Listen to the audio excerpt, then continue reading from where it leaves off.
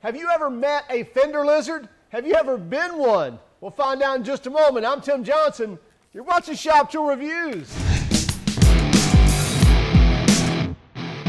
We have the Fender Lizard in the house. What's a Fender Lizard? Well, I will tell you what this is in just a moment, as well as what a Fender Lizard is. Anyway, we have the Fender Lizard. This is a brake bleeder.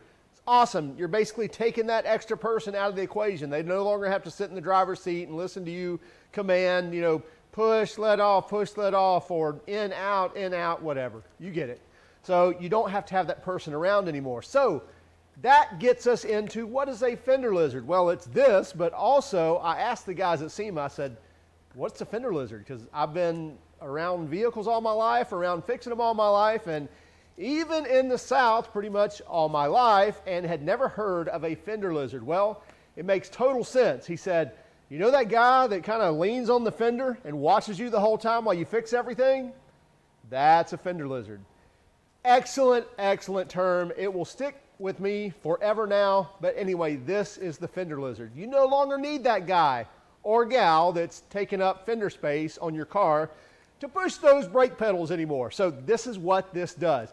Let's dig in, look at these features, and then after we use it a bit, we'll use it on a couple of different vehicles. Then we'll come back and talking about pricing and actually what we think of it. This is a really cool tool that we saw for the first time out at the SEMA show in Las Vegas.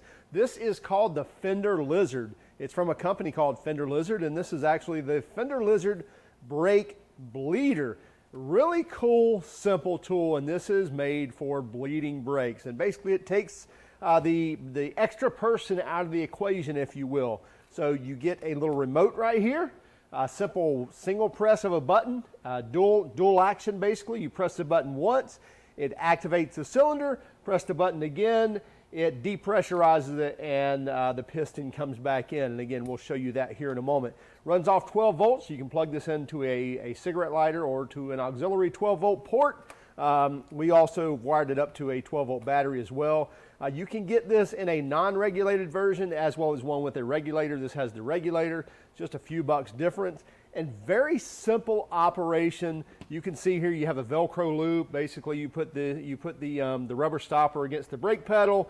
You loop the Velcro around the brake pedal, lock it down, and then you kind of set the gross distance, if you will, or the you extend this out to where it needs to, and this goes to the steering wheel, and you put this around the steering wheel, and you put the pin back in wherever you need it as far as what distance you need.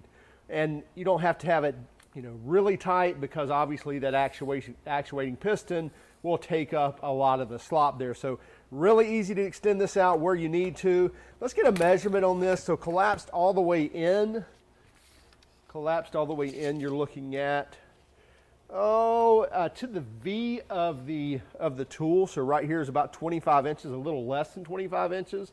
So from the rubber stopper to the inside of the V, pushed all the way in, 23 3/4 of an inch, so a little less than 24 inches.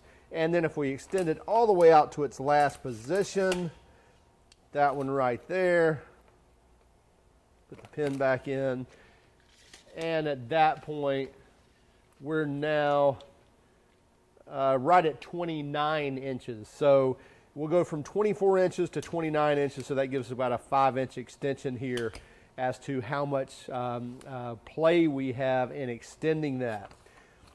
Cool idea right here is the pin, and you have a ring, and then you have a little clip here with the remote, so you don't ever lose the remote. That's part of you just clip it on the pin there when you go to put it up. But very easy to set that distance initially, lock this onto the steering wheel, and then you can energize it with your air pressure as well as with your 12-volt power and work the system. So let's go ahead and do that right here on the bench before we actually put it in a vehicle. Now, as I mentioned, I'm just going to use a little 12-volt battery here, and we'll plug this in. So you see it's activated there by the little red light. We can see that now glowing. Hook up our air hose.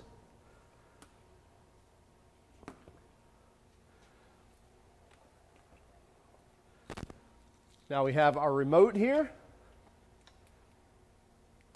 One click, and it actuates. One more click, releases the pressure. Push the button once more, again pressurize the system. Push the button again and it will retract that piston. So let's look at the full travel on this. You can see we're all the way up against the jam nut there. So extend it out. Looks like you got about 6 inches of travel, a little less than 6 inches of travel, maybe 5 3/4 of an inch of travel on that piston, which should be more than enough for the press of a brake pedal. And again, press it one more time and it's going to retract. Now, I think they say max of 125 PSI. That regulator, the internal regulator one, will actually take care of that for you. If not, then make sure you're not over pressurizing that cylinder. Let's hook this up and see what we think. Now I'm going to work from this other side just so you can get a better vantage point so I'm not blocking that view. So we're in a 71 GM muscle car. So just kind of wanted to show an older vehicle as well as a newer vehicle and show you that this thing is capable of really working in either and anything in between. So first thing we're going to do, I'm going to go ahead and attach it to my brake pedal.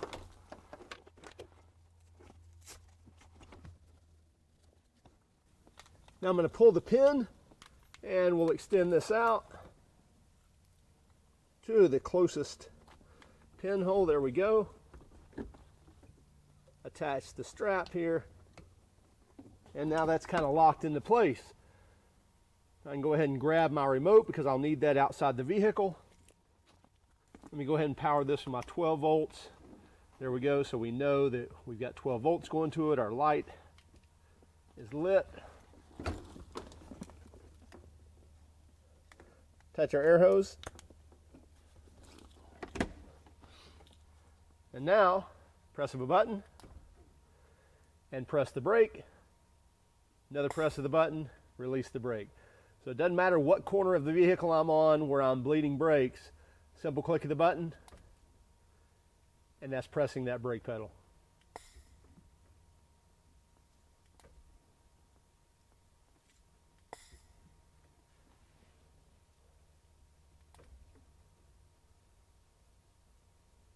And you see it will hold it, no problem at all, until I release. Now let's try it on a newer car. Now we're in a 2012 GM SUV, so a lot newer vehicle. Still, we're going to have the same approach. I'm going to put the plunger on the brake pedal and snug that up with the Velcro. Pull our pin.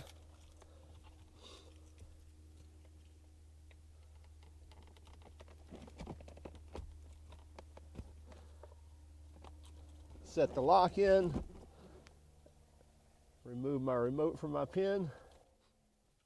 Now I'll just take my plug, stick it right into the cigarette lighter or auxiliary power.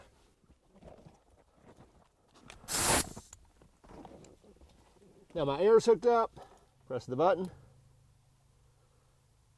Release.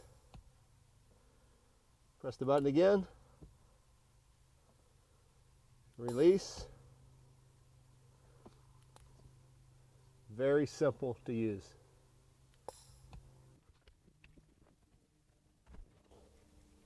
This is a very simple tool. As you saw, it worked on a 70s muscle car. It worked on a later 2000s GM full-size SUV as well. Very simple operation. Push the button once, push the button a second time.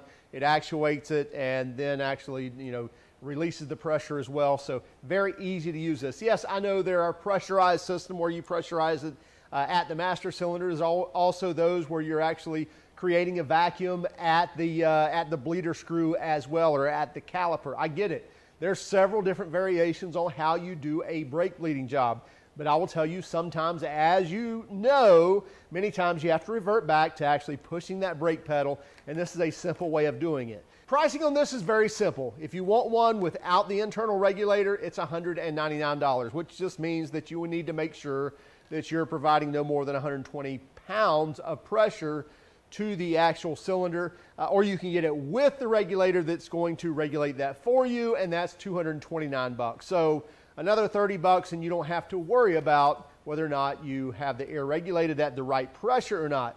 Very simple operation. provide the 12 volts to it. We actually found that it was kind of nice to just have a 12 volt battery here that provided that 12 volts of power, because like in your older cars and things, many times those cigarette lighter or auxiliary ports just don't work any longer. So you don't have to go fishing for fuses and tracking that down. Just provide your 12 volts of power, hook it up, that activates it, then you plug your pressure in there and you're good to go. Really no instructions needed on this. Very simple to pull the pin, you know, set your distance, lock it down, and then use the air piston to actually, you know, take up the rest of any of that slop, if you will. So check it out from Fender Lizard.